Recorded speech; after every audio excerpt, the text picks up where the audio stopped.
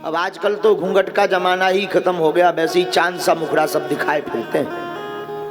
पहले के जमाने में घूंघट की बड़ी प्रथा थी। हाँ, ससुर तो ठीक है, पर पुरुष के सामने घूंघट डाला जाता था। आजकल तो अपने खसम के सामू भी नहीं डालो जाता, आदमी यही शर्मा जाए।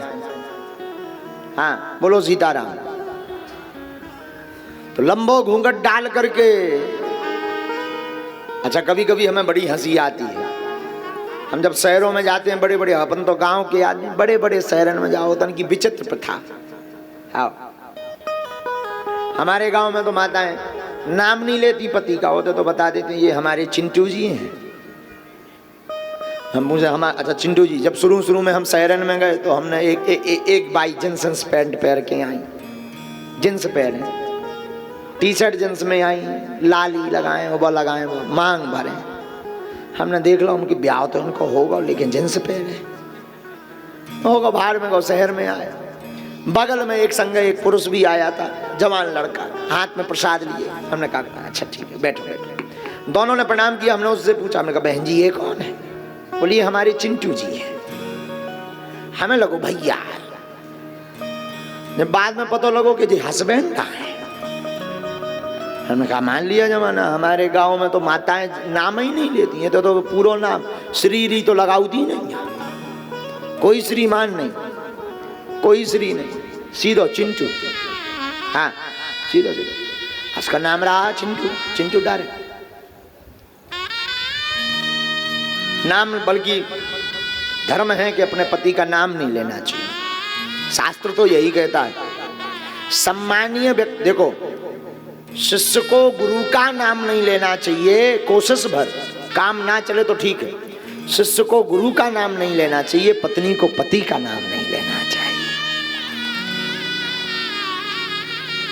एक बार लड़ाई हो गई थी नाम पे वो।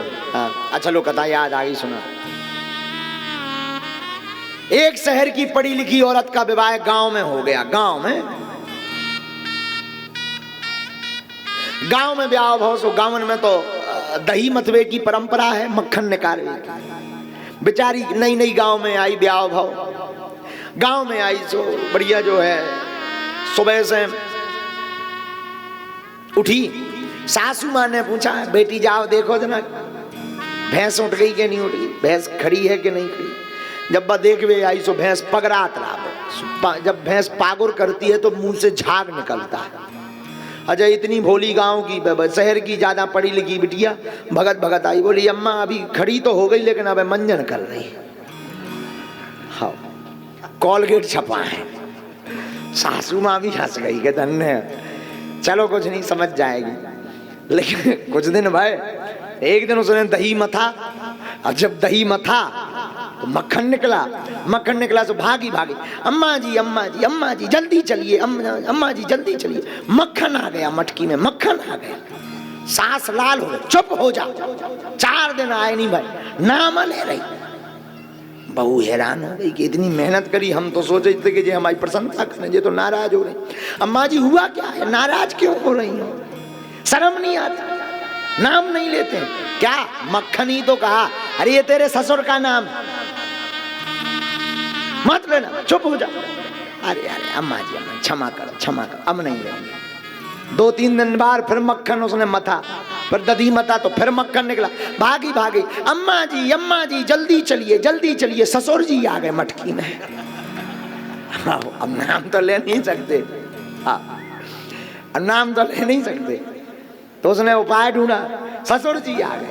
ऐसा कहते, ऐसा बोलते हैं, ससुर जी आ गए मटकी में आते गए। 4 दिन आए नहीं भाई, पढ़ी लिखी ज्यादा बनी।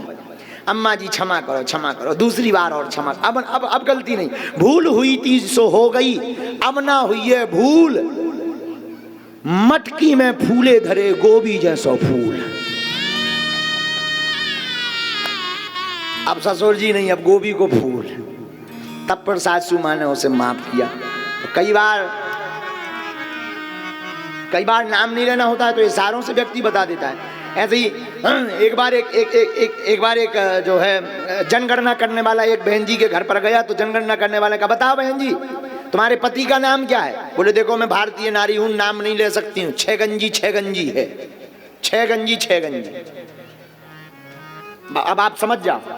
बोले हमें नहीं आया समझ में। उसने कहा अच्छा नहीं आया, 3 गंजी।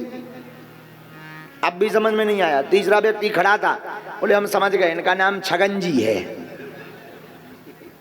नोट कर लिया उसने छगंजी। तो पत्नी से उसने पूछा क्यों, अब तो ठीक है? बोले अब तो कई बार इशारों से नाम लिया जाता।